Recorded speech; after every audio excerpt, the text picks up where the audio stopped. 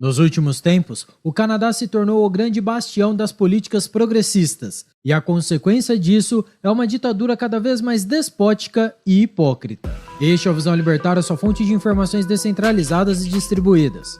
Esse artigo foi escrito por historiador libertário, revisado por J.J. Lieber e narrado por Coreia com K. Justin Trudeau, o primeiro-ministro prepotente e narcisista de esquerda do Canadá, tem feito reformas cada vez mais radicais, o que tem tornado o país uma verdadeira aberração progressista. O politicamente correto, a censura, a cultura do cancelamento, a agenda de ideologia de gênero e toda a doutrinação terrível nas escolas fizeram do Canadá um verdadeiro inferno para pessoas sãs. Sob o governo de Trudeau, as taxas de crimes têm subido e pessoas que se rebelaram contra o ditador são perseguidas pelo Estado. Além disso, o país está cada vez mais socialista no campo econômico. O famoso escritor e professor universitário canadense Jordan Peterson já afirmou que acredita que Trudeau nunca tenha sequer dito uma verdade em toda a sua vida e alerta para os perigos desse político. Ele também alerta que todo discurso de compaixão e empatia, muito comum entre os militantes e adeptos da nova esquerda, não passa de uma forma de manipular as pessoas e conquistar corações. Inclusive, o próprio Peterson foi vítima de uma decisão autoritária que o condenou à reeducação e ameaçou cancelar sua licença de psicólogo, porque ele não se expressou adequadamente nas redes sociais. O crime do escritor seria o de que ele falava coisas no Twitter que ofendiam muitas pessoas, já que ele criticava as políticas radicais de gênero, as políticas ambientais e medidas autoritárias durante o período do micróbio chinês. Ele também se revoltou com a quantidade de adolescentes e de crianças que são induzidos e estimulados pelo governo a fazerem mudança de sexo. Se quiser saber mais sobre isso, recomendamos o vídeo Jordan Peterson condenado à reeducação no Canadá. O link está aqui na descrição. É contraditório que, apesar de aparentar ser um político com boas intenções e preocupado com as ditas minorias, Trudeau já fez elogios ao ditador comunista Fidel Castro após a morte do tirano. Isso não faz sentido. Pense bem, que tipo de liberdade existiu em Cuba? Além disso, deve-se destacar que mulheres, negros, crianças e demais cidadãos não passam de escravos oprimidos para Fidel. Isso, no entanto, é apenas uma das várias contradições que vemos em Trudeau e em vários outros políticos de esquerda. Segue aqui apenas uma parte do que Trudeau escreveu após a morte de Fidel Castro no ano de 2016. Citação: "É com profunda tristeza que soube hoje da morte do presidente mais duradouro de Cuba. Fidel Castro foi um líder maior que a vida que levou servindo seu povo por quase meio século. Um lendário revolucionário e orador, o Sr. Castro fez melhorias significativas na educação e saúde de sua nação insular. Embora uma figura controversa, tanto os apoiadores quanto os detratores de Castro reconheceram sua tremenda dedicação e amor ao povo cubano, que tinha uma profunda e duradoura afeição por El Comandante." Fim da citação. Para pessoas como Trudeau, a ideia de liberdade é relativa, algo que pode ser interpretado de diferentes formas, e é claro que todo ditador mentiroso ama distorcer o conceito das palavras.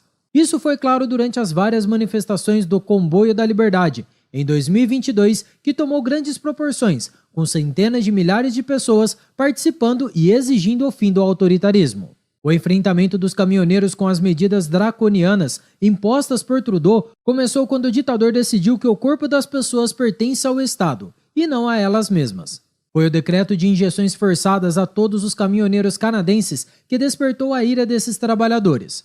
Mas o primeiro-ministro mostrou sua verdadeira face quando boa parte dos cidadãos canadenses pediam por liberdade, agindo de forma impiedosa contra os heróicos caminhoneiros. O ditadorzinho criou amplos poderes de polícia para si, alegando emergência visando esmagar toda e qualquer dissidência de cidadãos que protestaram contra os decretos de vacinas e outras restrições autoritárias. Mentindo como sempre, o pseudo-líder canadense disse aos repórteres de Ottawa sobre as manifestações dos caminhoneiros o seguinte: "Este não é um protesto pacífico." E acrescentou: "O governo federal está intervindo porque as autoridades policiais locais tiveram dificuldade em fazer cumprir a lei." Felizmente, alguns políticos canadenses se opuseram à decisão despótica de Trudeau de invocar a lei de emergências contra os caminhoneiros, mas não foi o suficiente para impedir o plano do ditador.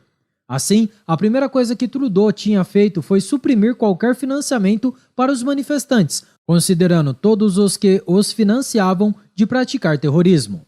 Algo perverso e uma completa deturpação das leis e da linguagem, para impor e normalizar uma opressão sem cabimento, que nunca seria vista como razoável algum tempo atrás. Foi com essa deturpação da lei que o governo canadense passou a permitir que bancos e instituições financeiras cessassem o fornecimento de serviços financeiros quando houvesse suspeita que uma conta está sendo usada para promover bloqueios de estradas e ocupações ilegais. Lei essa que se aplicou tanto a contas pessoais como corporativas, abrangendo todas as formas de transação, até mesmo as de criptomoedas. Assim, sem nenhuma ordem judicial, um banco ou outro tipo de provedor de serviços financeiros passou a ter poder de congelar ou suspender de forma repentina uma conta bancária, seja de quem for. É daí que se vê o quanto é perigoso os governos terem controle completo do sistema monetário e financeiro, e que não teremos controle real sobre nosso dinheiro enquanto usarmos o dinheiro imposto pelo Estado. A grande justificativa que o primeiro-ministro mais prepotente do Ocidente usou para invocar todos esses poderes ditatoriais de emergência foi baseado em sua acusação de que o líder da campanha dos caminhoneiros agia com malícia. Trudeau, com tanto medo de pessoas que apenas exigiam por liberdade, invocou a primeira declaração da Lei de Medidas de Guerra de Emergência, algo sem cabimento para o contexto e indefensável. Esse evento e a reação desproporcional de Trudeau só provaram que a Constituição de nada vale. É apenas um papel a ser seguido de acordo com a conveniência dos políticos, e é uma forma de tentar legitimar o Estado perante a população. Parece que a tirania no Canadá não tem fim. Agora ele está tentando controlar a economia de forma centralizada, não muito diferente do que Lenin, Stalin e seu ídolo Fidel faziam. Recentemente, fez ameaças aos supermercados, caso essas empresas não abaixem os preços dos alimentos. Para saber mais, assista o vídeo. Justin Trudeau ameaça cobrar impostos se supermercados não baixarem os preços. O link também está aqui na descrição. Infelizmente, o Canadá tem ido de mal a pior no quesito de liberdade, e as políticas do pensamento, controle da imprensa e a militância progressista não dão trégua por lá. Jordan Peterson, de fato, tem sido uma grande luz naquele lugar cada vez mais obscuro, e ele tem enfrentado corajosamente o governo de Trudeau. Fica mais claro como tudo que citamos aqui, que a diversidade pregada pela esquerda é hipócrita e parcial.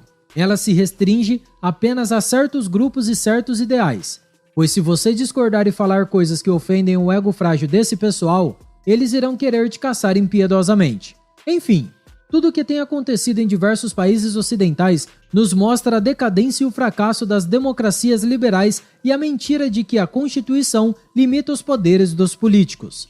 As pessoas, em geral, gostam de delegar suas responsabilidades pessoais, dando poderes a terceiros para resolver seus problemas, e isso se mostrou um grande erro. É teorizado em muitas constituições por aí que o Estado tem o dever de garantir e proteger liberdades civis, respeitar os direitos de propriedade e garantir até mesmo a liberdade de expressão. No entanto, basta as pessoas se revoltarem contra a elite que se encontra no poder que tudo isso é deixado de lado, rasgado como se não representasse nada. Assim, os poderosos do Estado usam medidas autoritárias, desproporcionais e antiéticas para calar e destruir a vida de todos os dissidentes, como se fossem verdadeiros criminosos. Basta olhar o que aconteceu com o jovem podcaster Monark, que precisou se refugiar em outro país. Fica claro então que a democracia liberal é apenas uma forma de o governo e seus lacaios usarem uma máscara talvez bonita ao público, mas que esconde que vivemos num autoritarismo velado. Como precisamente constatou o escritor venezuelano-americano José Ninho, o liberalismo do século XIX facilita a cooperação social e interações voluntárias. Em contraste, a democracia, no contexto de uma sociedade de massa, levou ao desenvolvimento de um regime tecnocrático que respeita, nominalmente, os direitos de propriedade, mas busca administrar minuciosamente o comportamento humano através do estabelecimento gradual de ditames burocráticos, ao mesmo tempo em que se compra a população com assistencialismo. Bancos centrais e um aparato militar vultuoso também são características desse Estado onipotente, o qual se formou, não por coincidência, durante a consolidação da democracia de massa no século XX. Obrigado por sua audiência. Se você gostou do vídeo, compartilhe em sua rede social. Caso deseje ser notificado de outros vídeos, clique em se inscrever e depois no botão da campainha. Até a próxima. Tchau, obrigado.